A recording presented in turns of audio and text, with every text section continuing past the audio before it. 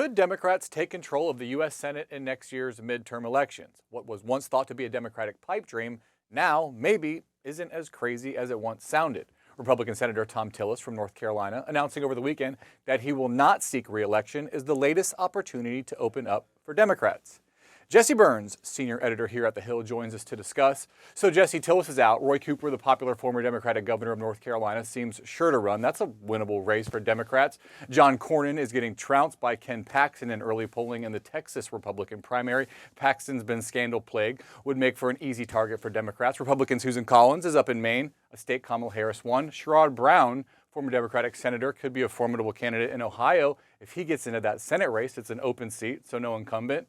Are the stars aligning for Democrats? Well, it's a positive stretch here for Democrats. The overall picture really hasn't changed, though, heading into 2026. Democrats still face a much more difficult path when it comes to trying to retake the Senate. And essentially, even if they were to win in North Carolina with Tom Tillis retiring, they would still have to win 3 more states in order to get just a bare majority in the Senate. And 2 of those would be in deep red states. And so there certainly is a lot of focus on Susan Collins in Maine, Joni Ernst in Iowa as potential pickup opportunities, but certainly some skepticism among a lot of Republicans that they are not going to easily defend those.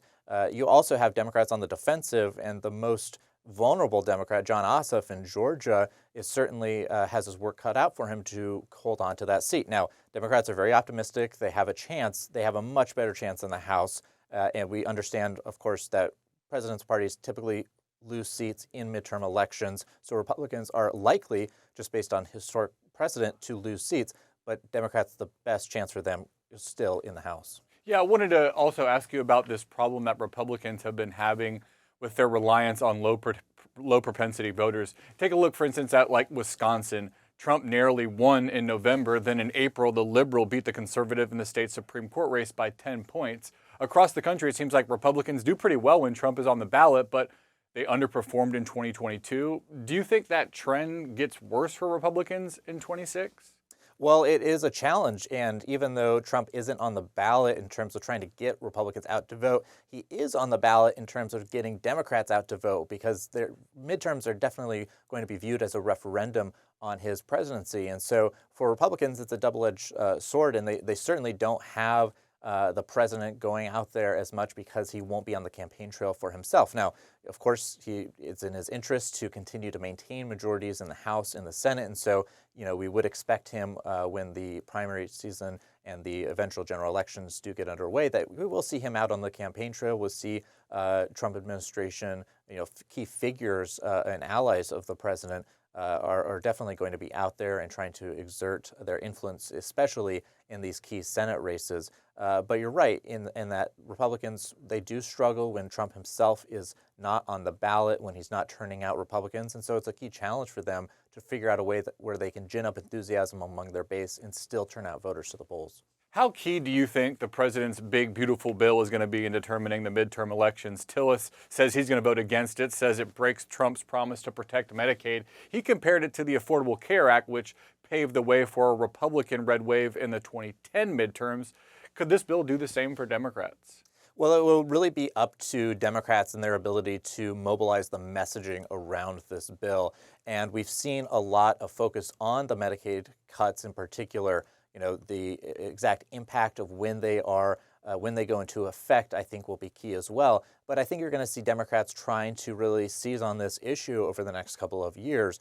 In addition to that, looking at the tax breaks on the corporate side, as well as extending those 2017 Trump tax cuts. There's obviously going to be a lot of scrutiny on what Republicans do, and Democrats already arguing that Republicans are essentially passing corporate tax breaks at the expense of health care for average Americans across the country. And so we've seen Republicans for months, especially vulnerable Republicans, but also people like Josh Hawley in Missouri, Tom Tillis, North Carolina, people who say, look, tens of thousands, hundreds of thousands of people in their own states rely on Medicaid, rely on the insurance they get through the Affordable Care Act, and many of the changes Republicans are talking about will have an impact on those individuals.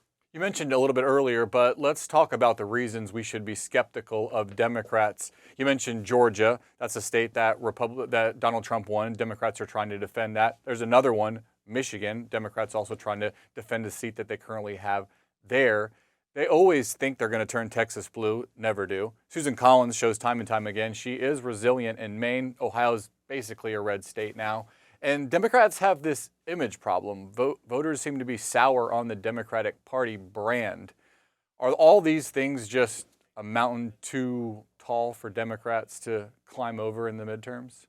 Well, you're right that several states have really changed, and when you zoom out a little bit, you look at Maine, Democrats time and time again have targeted Susan Collins to try to take her out. The last time she was on the ballot in 2020, she won by 9 points. And Trump, of course, also won by double digits. We look at places like Iowa and Ohio, places where Trump has won by double digits in the last election.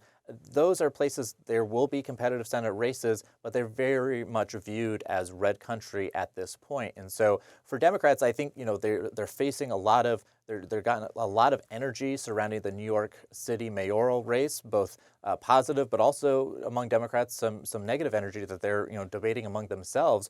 But at this moment, Democrats are still trying to figure out who nationally are the standard bearers, who are the people that will take this message to the Trump administration. Typically, the Senate is the one that kind of puts together that field, but you're going to see more and more focus on these state level races, but also the governors across the country going after Trump. And so, for Democrats, they're still in this kind of period of being in the wilderness when it comes to trying to find those national leaders who can really gin up enthusiasm among their base. It'll be interesting to see which Democrats actually end up getting in those races and joining in this political moment. Obviously, a lot of work to be done for Democrats and their candidates if they want to be competitive in the midterm elections.